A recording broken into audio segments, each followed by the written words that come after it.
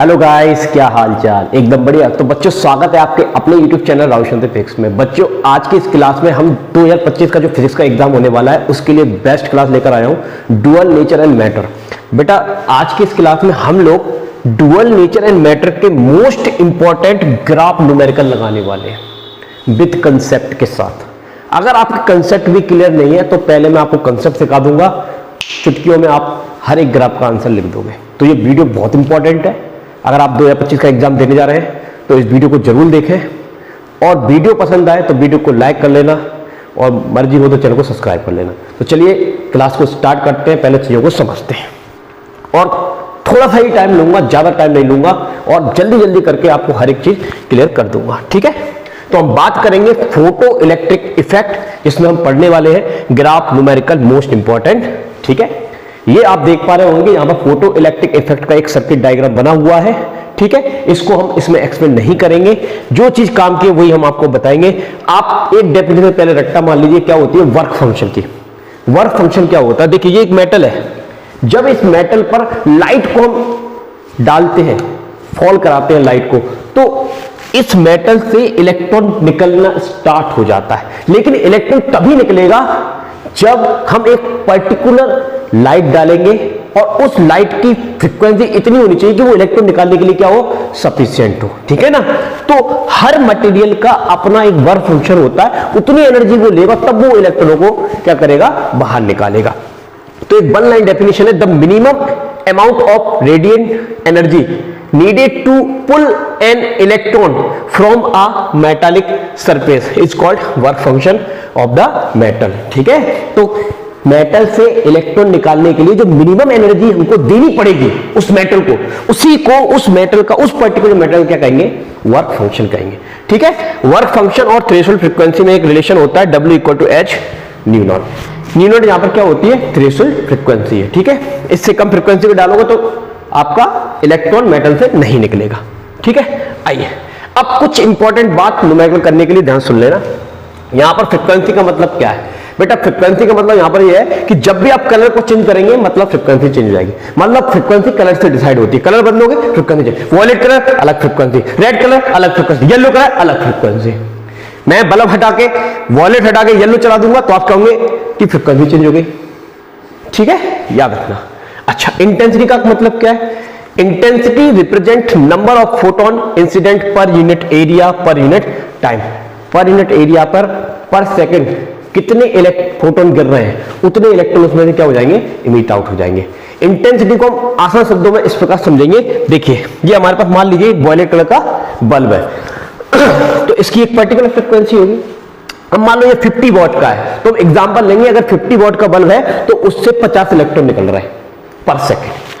अगर हमने 60 वॉट का वॉयलेट कलर का बल्ब ले लिया तो फ्रीक्वेंसी तो सेम है, लेकिन वॉट बढ़ा दिया तो अब 60 इलेक्ट्रॉन निकल रहे, पहले 50 निकल रहे थे पर सेकंड, अब कितने निकल रहे, 60। मतलब इंटेंसिटी चेंज हो गई, वॉट बढ़ाया इंटेंसिटी चेंज हो गई, नंबर ऑफ इलेक्ट्रॉन ज्यादा निकलने लगे।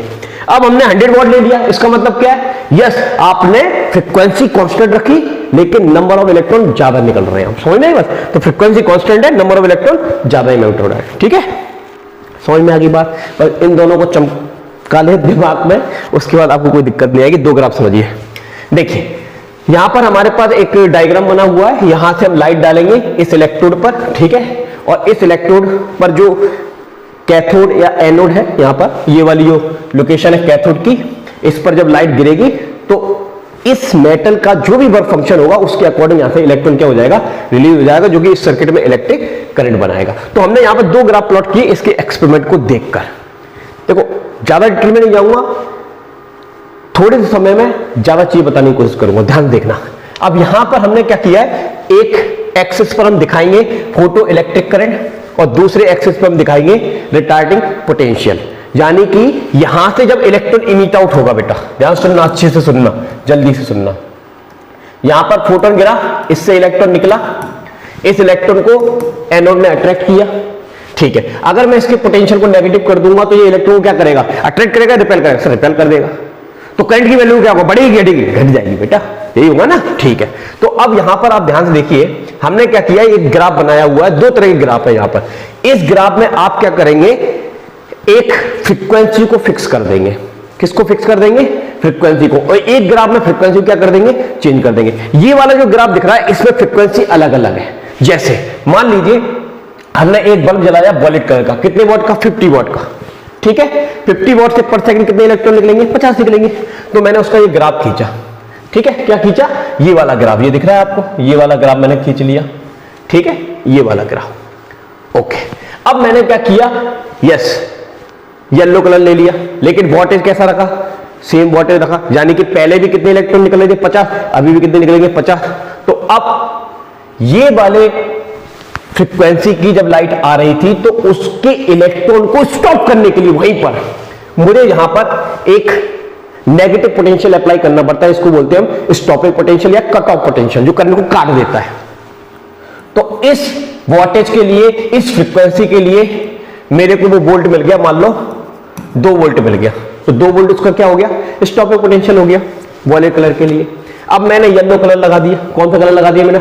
येलो। अब येलो से भी कितने इलेक्ट्रॉन निकल रहे हैं? 50 ही निकल रहे हैं, ठीक है, पर सेकंड 50 ही निकल रहे हैं। लेकिन इसके इलेक्ट्रॉन की ताकत मान लो ज्यादा है, तो ज्यादा है तो मेरे को यहां के पोटेंशियल को 2 से करके 3 करना पड़ेगा, 3 से करके 4 करना पड़ेगा। तो अब मेरे को यहां पर एक ये वाला ग्राफ मिलेगा।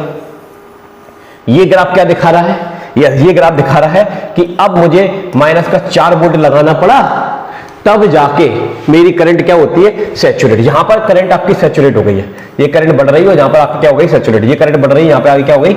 सैचुरेट हो गई, ठीक है बेटा। तो ये सैचुरेट करंट है 50 वॉट के बल्ब के लिए वॉलेट कलर, 50 वॉट बल्ब के लिए येलो कलर के लिए, ठीक है। तो इंटेंसिटी क्या है यहां पर? सेम है, क्योंकि सेम अमाउंट ऑफ इलेक्ट्रॉन निकल रहा है। अब एक तीसरा बल्ब जलाया जिसकी अलग फ्रीक्वेंसी हो सकती है, ब्लू फ्रीक्वेंसी मान लीजिए, तो उसमें उसके इलेक्ट्रॉन की ताकत और ज्यादा है, तो उसको रोकने के लिए हमको और ज्यादा पोटेंशियल क्रिएट करना पड़ा, ठीक है। तो मान लीजिए हमने क्रिएट किया माइनस का 6 वोल्ट। तो इससे हमको एक बात समझ में आनी चाहिए, अगर स्टॉपिंग पोटेंशियल हमको बढ़ाना पड़ रहा है तो इसका मतलब क्या है? इलेक्ट्रॉन की काइनेटिक एनर्जी ज्यादा है, इसलिए स्टॉपिंग पोटेंशियल हमको बढ़ाना पड़ रहा है। तो stopping potential basically measurement of kinetic energy of the electron, emit out electron, ठीक है। उसको रोकने के लिए एक अपोजिशन है जो कि उसकी काइनेटिक एनर्जी का क्या करता है? मेजरमेंट करता है। समझ में आ गई बात? तो एक पर्टिकुलर लेवल पर अलग अलग फ्रीक्वेंसी का यहां पर ग्राफ है, और अलग अलग फ्रीक्वेंसी होगी तो स्टॉपिंग पोटेंशियल क्या होगा? अलग अलग। दिमाग में चुपका कि नहीं चुपका? फ्रीक्वेंसी अलग है, स्टॉपिंग पोटेंशियल अलग है, लेकिन करंट सेम है, सैचुरेशन सेम है सभी बल्ब के लिए, सभी कलर के बल्ब के लिए। क्लियर है बेटा? चलो अब इधर आओ, इस ग्राफ में क्या दिख रहा है? अब इस ग्राफ में हमने तीनों की फ्रीक्वेंसी सेम रख दी, तीनों की, इसकी भी न्यू रख दी, इसकी भी न्यू रख दी, इसकी भी न्यू रख दी। लेकिन अब क्या किया? अब हमने ये किया कि एक वॉलेट कलर का बल्ब जलाया, पहले जलाया 50 वोल्ट का, 50 वॉट का जलाया। स्टार्टिंग में उससे मान लो 10 इलेक्ट्रॉन निकले, 20 इलेक्ट्रॉन निकले, ऐसे करके धीरे धीरे करंट बढ़ी, और वो एक पर्टिकुलर वोल्टेज, इतनी करंट उसने बनाई, इतनी करंट, सपोज दैट इतनी करंट बनाई। इसको एक काम करते हैं, इधर देखिए, मान लीजिए ये करंट बनाई उसने, ये वाली करंट बनाई, ठीक है। और अब इस करंट को रोकने के लिए हमने स्टॉपिंग पोटेंशियल लगाया, और स्टॉपिंग पोटेंशियल आ गया माइनस का 3 वोल्ट, और ये करंट फ्लो होना इस सर्किट में बंद हो गई, ठीक है। 50 वॉट। अब हमने क्या किया? दूसरा बल्ब जलाया, लेकिन वॉलेट कलर का ही जलाया, लेकिन वोल्टेज बढ़ा दिया, 60 वॉट का जलाया। तो अब हमने देखा इसका स्टॉपिंग पोटेंशियल भी सेम आता है। 100 वॉट का जलाया, इसका स्टॉपिंग पोटेंशियल भी सेम आता है। तो हम क्या देख रहे हैं? अगर हम फ्रीक्वेंसी को कांस्टेंट कर दें और वोल्टेज चेंज कर दें, मतलब 50 वॉट से 50 इलेक्ट्रॉन निकलेंगे, 60 वॉट से 60 इलेक्ट्रॉन निकलेंगे, 100 वॉट से 100 इलेक्ट्रॉन निकलेंगे, लेकिन क्या फायदा? ताकत तो उतनी ही है, ताकत तो उतनी है ना, चाहे 100 इलेक्ट्रॉन है, चाहे 200 है, चाहे 300 है, लेकिन सबकी ताकत सेम है क्योंकि उनकी फ्रीक्वेंसी कांस्टेंट है, ठीक है। तो यहां पर फ्रीक्वेंसी कांस्टेंट है, stepping potential, stopping potential same आएगा सभी इंटेंसिटी के लिए। यहां पर फ्रीक्वेंसी डिफरेंट है, इंटेंसिटी सेम आएगी, ठीक है। चलिए, अगर आपको ये ग्राफ अच्छे से समझ में आ गया, अब देखिए धड़ाधड़ सवाल। अब देखो एक सवाल लिखा हुआ है यहां पर, draw a plot showing the variation of photo electric current with collector plate, potential for 2 different frequency mu1 and mu2 of incident radiation having the same intensity, in which case will the stopping potential be higher। हमको justify करना है words में और graph बनाना है, ठीक है। ये आपके सामने एक ग्राफ बना हुआ है, यहां पर बोल रहे हैं दो फ्रीक्वेंसी अलग अलग है, तो जाहिर सी बात है एक फ्रीक्वेंसी न्यू1 है तो दूसरी न्यू2 है, और दोनों की फ्रीक्वेंसी अभी बताया मैंने, दोनों की फ्रीक्वेंसी क्या है, डिफरेंट है, तो दोनों के लिए स्टॉपिंग पोटेंशियल अलग अलग होगा क्योंकि उनको रोकने की ताकत क्या होगी, अलग अलग, लेकिन सैचुरेशन करंट कैसी होगी, सेम होगी। तो यहां पर आप देख सकते हैं कि एक का स्टॉपिंग पोटेंशियल V2 है नेगेटिव में, और एक का स्टॉपिंग पोटेंशियल कितना है, V1 है। ओके, ये ग्राफ में प्लॉट किया गया है, क्या बोलना है, ड्रॉ अ प्लॉट ग्राफ, तो हमने यहां पर ग्राफ को प्लॉट कर दिया, एक न्यू1 के लिए प्लॉट कर दिया, एक न्यू2 के लिए प्लॉट कर दिया। तो यहां पर दिख रहा है इसका स्टॉपिंग पोटेंशियल कैसा है, कम है, और इधर की तरफ जाएंगे स्टॉपिंग पोटेंशियल क्या हो जाएगा, बढ़ जाएगा। तो बताइए फ्रीक्वेंसी किसकी ज्यादा होगी, या जिसका स्टॉपिंग पोटेंशियल ज्यादा उसकी फ्रीक्वेंसी ज्यादा, जिसका स्टॉपिंग पोटेंशियल कम उसकी फ्रीक्वेंसी भी कम होगी। तो ये ग्राफ बनेगा। अब इसको वर्ड्स में आप लिख देंगे, जल्दी से पढ़ के बता देते हैं। The stopping potential increase linearly with the increase in frequency of incident radiation. याद रखना, स्टॉपिंग पोटेंशियल बढ़ने से यस फोटोन की जो इलेक्ट्रॉन इमिट क्या बोल रहे थे यहां पर, इंसिडेंट रेडिएशन है, उसकी फ्रीक्वेंसी इंक्रीज होने से क्या होता है, स्टॉपिंग पोटेंशियल भी क्या हो जाता है, इंक्रीज हो जाता है। Larger the frequency of incident photon, larger is kinetic energy of the ejected photo electron. अगर स्टॉपिंग पोटेंशियल लार्जर है तो फ्रीक्वेंसी लार्जर है, और फ्रीक्वेंसी लार्जर है तो निकलने वाला इलेक्ट्रॉन की काइनेटिक एनर्जी भी कैसी होगी, लार्जर होगी। ठीक है, तो यहां पर मैंने लिख दिया photo electron and higher is the value of retarding potential required to stop the emission of this electron. तो ये बहुत इंपॉर्टेंट क्वेश्चन है, ये क्वेश्चन आ चुका है एग्जाम में, वही क्वेश्चन बताऊंगा आज की क्लास में जल्दी जल्दी जो आपके एग्जाम में पूछे जाते हैं। ठीक है, अगला सवाल देखिए, the graph of figure show variation of photo electric current with collector plate potential and different frequencies of incident radiation. Number 1 आपसे पूछा जा रहा है कि which physical parameter is kept constant for 3 curve. कौन सा पैरामीटर कांस्टेंट है तीनों कर्व के लिए, ये बताना है। Which frequency nu one nu two and न्यू3 इज द हाईएस्ट। अभी आपको बताया इधर की तरफ चलते हैं तो फ्रीक्वेंसी क्या होती है, बढ़ती है, तो जाहिर सी बात है दिख रहा है ग्राफ में न्यू1 बड़ा होगा किससे, न्यू2 से। ठीक है, और सबसे छोटा कौन होगा, न्यू3 होगा। तो इसमें हायर कौन सी हो गई, न्यू1, और लोअर कौन सी हो गई, न्यू2 हो गई, और सबसे लोअर कौन सी हो गई, न्यू3 हो गई। तो इनमें क्या दिख रहा है, सबकी फ्रीक्वेंसी अलग है, सबकी फ्रीक्वेंसी कैसी है, अलग है, लेकिन इंटेंसिटी सबकी सेम है, इसलिए करंट का सैचुरेशन कैसा आएगा, सेम आएगा। तो इसका आंसर क्या हो जाएगा, intensity has been kept constant, अभी बताया ना आपको, because the saturation current is same for 3 different frequency of incident radiation. ठीक है, अगर आपने वो ग्राफ अच्छे समझे तो ये आपको समझ में आया होगा। As stopping potential is highest for the radiation of frequency nu one, तो न्यू1 के लिए स्टॉपिंग पोटेंशियल ज्यादा है, ये मान लो 5 है, ये मान लो 3 है, ये मान लो 2 है। सो फ्रीक्वेंसी न्यू1 इज हाईएस्ट, तो इसमें न्यू1 आपकी हाईएस्ट फ्रीक्वेंसी। क्लियर है, मजा आया, बढ़िया सवाल। इसको देखिए, बढ़िया क्वेश्चन है, देखिए figure show a plot of 3 curves A, B, C showing the variation of photoelectric current versus collector plate। देखिए यहां पर A, B और C 3 कर्व्स दिखाए गए हैं, photo electric current versus collector plate potential. ठीक है, यहां पर I1, I2, I3 different intensity है, I1, I2, I3 different intensity है। फ्रीक्वेंसी न्यू1, न्यू2, न्यू3 respectively incident of photo sensitive surface. इसकी फ्रीक्वेंसी न्यू1, इसकी न्यू2, इसकी न्यू3।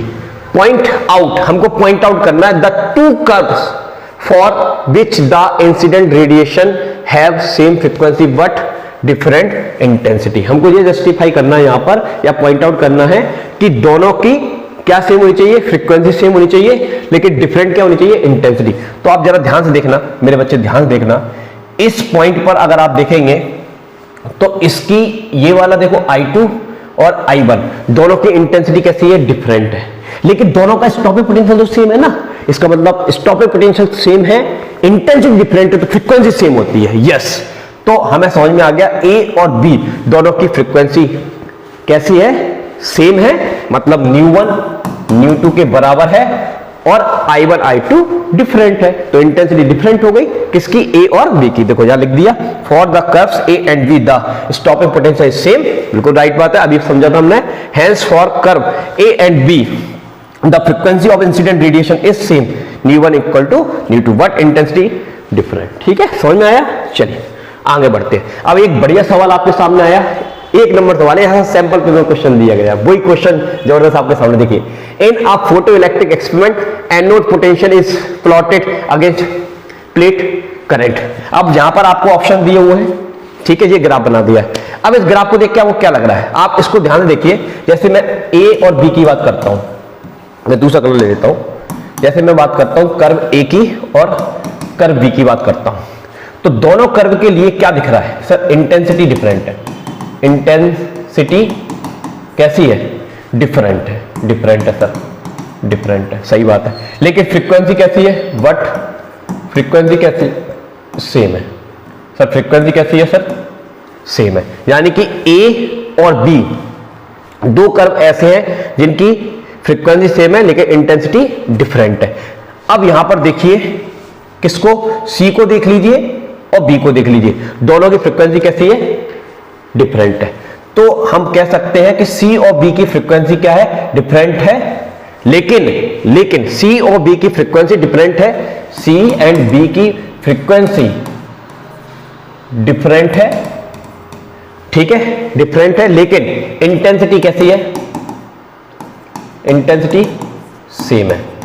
दिख रहा है ना भैया, दोनों की सैचुरेशन करंट एक ही है, तो बी और सी की इंटेंसिटी सेम है, फ्रीक्वेंसी कैसी है, डिफरेंट है। चलिए अब इसको चेक कर लेते हैं। A and B will have same intensity, A and B will have same intensity, no, अलग अलग है, गलत हो गया ये बात।